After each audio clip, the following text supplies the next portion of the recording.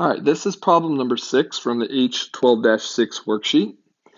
We have 1 minus the cosine of x squared over 1 plus the sine of x. So the 1 does not have a denominator, and then we have equals the sine of x. If you look above, I have this written twice because I'm going to show you two different approaches because I think this one may confuse some people, just depending on how you look at it. So I'm going to show you some different ways to get to it. So starting up at the top, right, I have the problem just copied here. If we just treat this like this is 1 over 1, and since I'm going from two terms to one term, I want to combine them by getting a common denominator. I can multiply the 1 by a 1 plus the sine of x over a 1 plus the sine of x. Okay, so when we do that, we now have a 1 plus the sine of x, and we multiply it by 1, it's just going to remain as it is. So I'm going to kind of just combine the fractions into a single fraction since they both have the same denominator of 1 plus the sine of x.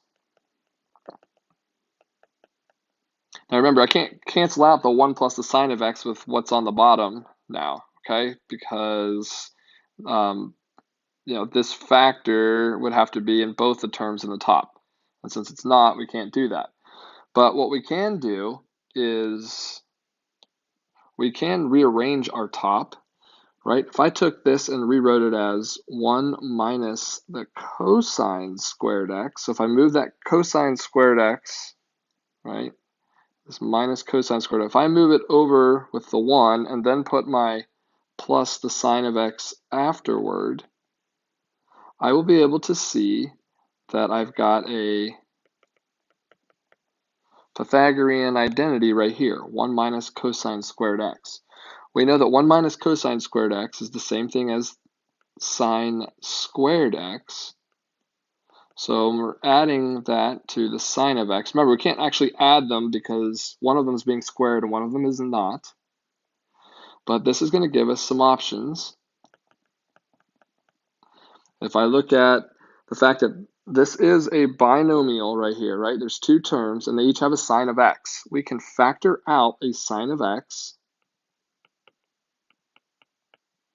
and then think about what would be left over. Sine of x times the sine of x would give us that sine of x squared that we see above, plus the sine of x times 1 would give us the sine of x.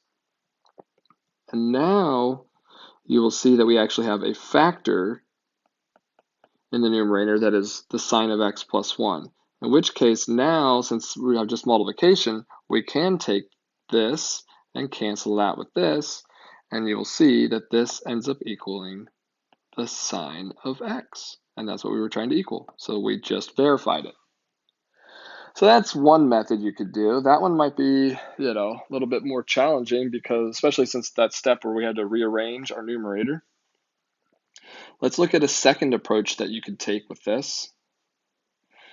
All right, so, and I don't know, this one, some of you may see it this way, some of you may not. I'm going to just recopy the problem underneath. I have 1 minus cosine of x squared.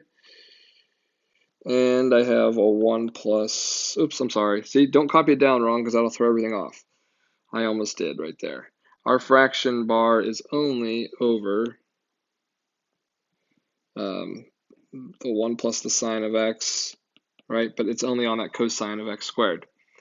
Now, if we think about this term right here, cosine of x squared. Remember, the cosine of x squared is going to equal 1 minus the sine of x squared. Right, so we could actually replace that cosine with the 1 minus sine squared. Let's do that.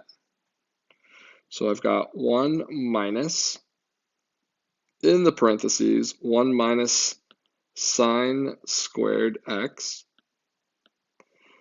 over 1 plus the sine of x.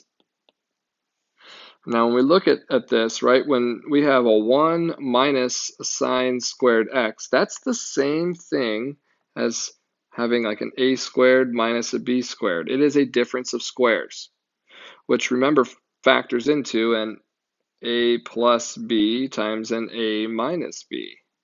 So if this is a, right, or a squared, right, we know the square root of it's going to be 1. And then if this is our b term, or our b squared, I'm sorry, it would factor into a plus b and a minus b. Well, we know that our plus b would be 1 plus the sine of x, and we know that our other one would be 1 minus the sine of x. So that, since that's a difference of squares, we could factor it. So that is going to give us 1 minus, okay, and then I'm going to have my two sets of parentheses in my fraction still. I have a 1 plus the sine of x, and I have a 1 minus the sine of x. And right now, oops, I almost did that again. Right, it's only over 1 plus the sine of x. So now you can see that we do have factors that can cancel, right? 1 plus the sine of x appears in the numerator and the denominator as factors. That leads us to have now 1 minus a quantity of 1 minus the sine of x, right? And they both have the same denominator here, right, which is 1, so we don't need to write it as a fraction. Now we can distribute our negative through. So we'll have a 1 minus a 1 plus a sine of x. And you know that 1 minus 1 is 0, which leaves us with just the sine of x. And that's what we were shooting for. So just a second method, a little bit different. And are there other methods you could use? Absolutely. Okay, so just make sure that the methods that you're using make sense as you work through because you're showing your steps. All right, if there's any additional questions on this one, please reach out and let me know.